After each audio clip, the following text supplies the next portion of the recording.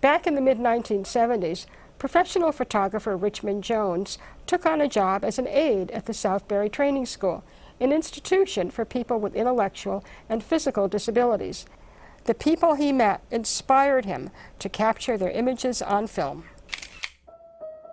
These photographs, taken in the 1970s at the Southbury Training School, shed some much-needed positive light on people with intellectual disabilities. But they weren't taken by a professional hired by the state. They were shot by a healthcare aide, Richmond Jones, who saw images he needed to capture. I've been a photographer for many years. I entered the Southbury Training School at a time when I simply needed a job and it was available. I was an aide. I was a lowest level employee. I worked what they now call direct care.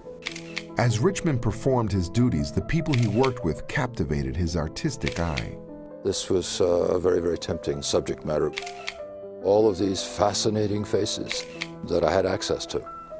Richmond couldn't resist. I started taking pictures without asking anyone's permission and was, of course, caught red-handed at it. And was told that if I wanted to continue, I had to get permission from higher up.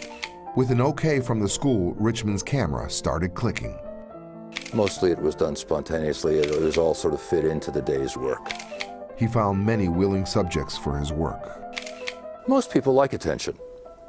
And most of the people that I worked with responded very favorably to attention. So people were very cooperative. As the portraits reveal, Richmond had a rapport with those he photographed. But I had familiarity, which gave me a sense of comfort and gave them a sense of comfort with me. An advantage he didn't take lightly.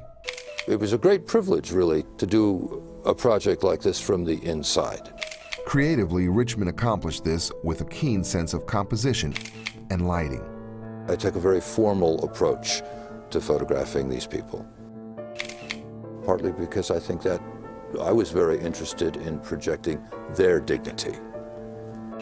I had an idea of how I wanted to frame them and how I wanted them to look visually before I started. I worked entirely with natural light and took advantage of the light wherever I could. Richmond's photographs speak powerfully of our commonalities and shared humanity.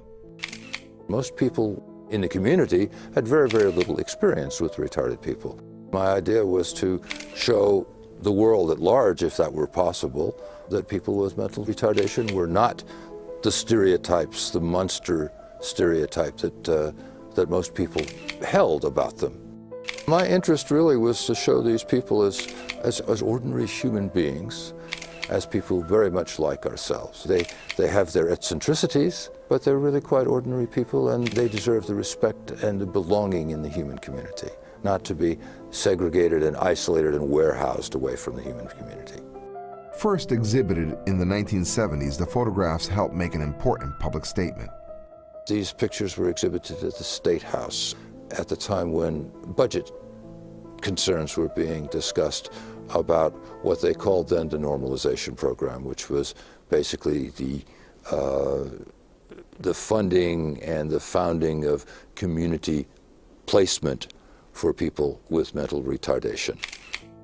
In a decade that railed against anything in the establishment or institutionalized, Richmond looked into the face of all that was positive in the institutions, namely the people.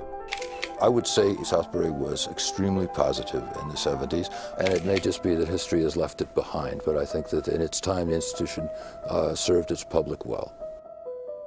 Times have changed for institutions, for the Southbury Training School, and for Richmond Jones. But the impact of his photographs remains.